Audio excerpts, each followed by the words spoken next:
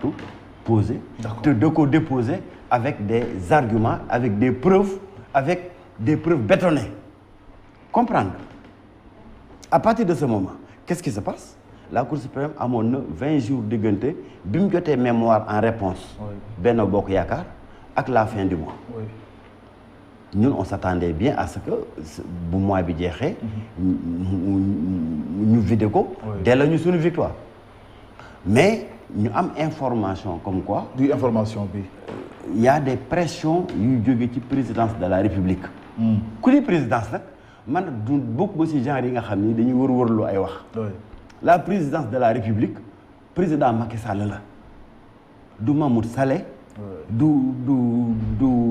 Mbaye boobu nekkoon Prodac du Mame Mbaye Niang directeur cabinet du keneen président de la République président Macky Sall. pression yi mooy lan mooy pression yi ci kan la jëm. alors c'est des pressions sur le président de la cour d'appel de Dakar. ah bon mu téye dossier bi bañ ko vider. mais yaa ngi def ay accusations docteur Cheikh Dieng. waaw non mais je suis à la télé. oui. je suis à la télé. justice da nga bëgg wax ne justice tëddeewul njaaxaanaay. wala justice moomul boppam. parce que bu nekkee da nga ne. dañu jot ay pression bàyyi ko ci président Macky Sall loolu c'est trop dire quand même. non di déglu bu baax xam nga man dama am courage li may wax ko xam Cheikh Dieng xam ni li muy xalaat du ko wër-wërloo du ci jaar gauche droite. mais justice lay waxal Cheikh. déedéet président Macky Sall lay waxal c'est ça la différence. président Macky Sall moo war a génne loxoom ci fonctionnement justice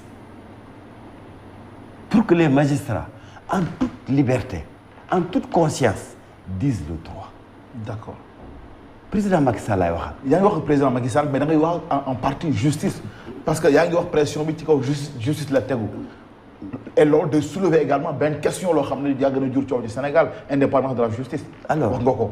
ba damaa bokk si ñi nga xam ne. oui damaa nekk un militant de l'indépendance de la justice donc ku ma xam li may yàgg a xeex mooy ñu réformer suñu système de fonctionnement de notre justice. d'accord. couper le cordon ombilical entre l'exécutif ministère de la justice et les magistrats du parquet.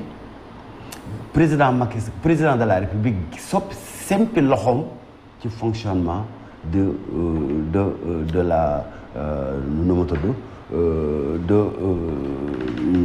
l'instance qui gère du conseil supérieur de la magistrature. président Macky Sall ci war a génne loxoom parce que c'est le moyen de pression qu'il a sur les juges ku ma xam-xam ni. d'accord loolu man laa yàgg a xeex te incha allah 2024 loolu ces réformes de la justice dinañ ko jël au Sénégal. d'accord. donc man je parle au président Macky Sall. oui moo teg pression. président je parle au président Macky Sall. oui xam nga noot dafa baaxut jaay doole dafa baaxut parce que tey moo am yàlla moom la may dooleeg nguur mu yor président de la République du Sénégal. d'accord. am ay pouvoirs très très étendus di utiliser ces pouvoirs là ba recours boo xam ni la cour d'appel mënoon na ko vider depuis la semaine dernière ñu amagum déjà une semaine de retard par rapport ak le mois bi nga xam ni moom la ñu santoon cour d'appel mu def son jugement delloo coalition wàllu ndamam. kon da nga jàpp ni aujourd'hui au niveau de la ville de Pikine coalition Wallu Sénégal moo am ndam li jarul sax demal ma ñëw. non xam nga loolu moom. nee naa la. rien que bu dee rek suffrage yi ñu changé. suffrage yi ñu changé mooy score bi jógee ci bureau de vote yi wàllu am ko. Benno Bokk Yaakaar am ko. wàllu rawee na Benno Bokk Yaakaar 2000 voix. d'accord. waxutuma la nag yeneen du njaaj yi nga xam ni en cours d'instruction du dossier ñun dañ ko ciy gis. d'accord. Benno Bokk Yaakaar. du sax nekk deuxième.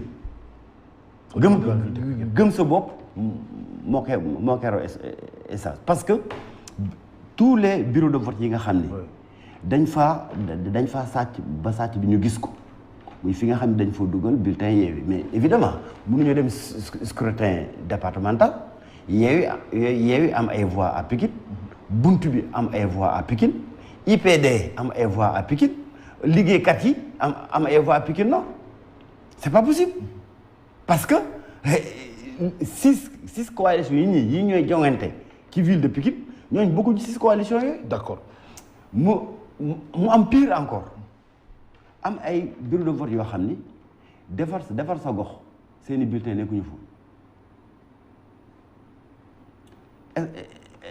lu tax nekku fa. est-ce que comprendre li ma wax. oui defar sa gox. oui am ay bureau de vote yu bari seeni bulletin nekkuñu woon ci scrutin départemental. kon élection yi au niveau de Pikine jaxasoo woon na c'était très compliqué mais dama bëggoon docteur Cheikh Dieng ginnaaw li lépp nga wax tey ci ay njuuj njaaj wax ci ay fraude ak pression yi nga ne Macky Sall moo ko teg président cour d'appel bu Dakar est-ce que kon am nga yaakaar ci recours bi nga xam ne introduire ngeen ko pour mën a jot seen ndam au niveau de la ville de Pikine. waaw bokk naa ci ñi gëm ni ay magistrats mënuñoo joxe dogal te justifié wuñ ko de manière très claire justice quand même am na ay règles minimales. malgré pression yi am nga yaakaar. oui malgré pression yi xam nga pression yi ñoom ñoo tardé le dossier bi mais un magistrat. parce que magistrat quand même. am nga ci yaakaar ba tey pour am jot sa ndam waaw. moom laa lay tontu. oui ma ni président en fait un magistrat mënta joxe un jugement boo xam ne fondé wu ko sur le droit fondé wu ko sur pièce parce que bu ñu demee audience ay pièces le juge yi laaj. xam nga la particularité de audience su cour d'appel en matière électorale mooy assemblée générale de la cour d'appel moo koy juge boo ñëwee Dakar il y a 10 chambres 10 chambres yooyu seeni président dañuy teew président Macky Sall aura du mal vraiment que mu def pression sur les présidents de 10 chambres yoo xam ne quand même c'est des magistrats yi bokk ci les meilleurs magistrats c'est des magistrats yoo xam ne dañuy xool seen ëllëg. d'accord 10 magistrats yooyu yëpp ak le président de la cour d'appel de Dakar nga mën leen def pression bi moo indi dossier bi tardé ñu waroon ko juger depuis mercredi dernier tey on est mardi demain ça fera 8 jours. on est mercredi aujourd'hui. on est mercredi oui. Donc on est déjà 8 jours de retard sur décision bi ñu ko war a jël ba léegi. d'accord alors loolu évidemment les pressions du président Macky Sall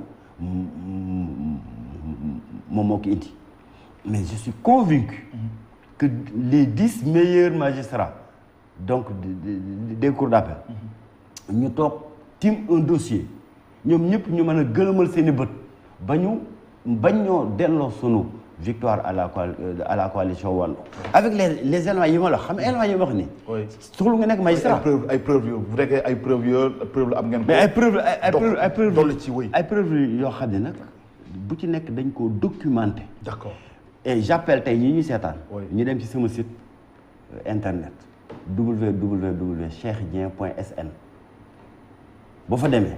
di nga gis preuve yi dañ ko exposer à l'attention du peuple sénégalais. d'accord mieux def nañ conférence de presse bërki démb woo journalistes yi jox ko journalistes yi am na journalistes yu ko traité kon on a touché nañ les droits de l'homme au Sénégal ñëpp ñi nga xam ne dañuy toppatoo wàllu droit de l'homme wàllu justice ñu jox leen preuve de parti politique jox leen preuve parce que à côté de ça nag ñi ngi def un combat politique gis nga ça fait 10 jours def nañ benn marche départementale boo xam dañoo jógee Texaco askanu Pikine wuy suñu bu baax a baax parce que dañoo ñëw pour sàmm seen suffrage universel bi nga xam ni mooy seen baat bi ñu jox ni ñun docteur Cheikh Dieng lañ bëgg mu nekk sunu maire.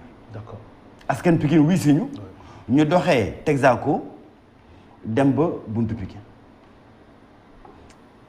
dañoo constituer à Pikine li ñuy wooye une coordination de l'opposition à Pikine. coalition Yewwi nekk ci. opposition bi mu nekk benn. coalition Defar sa Gox.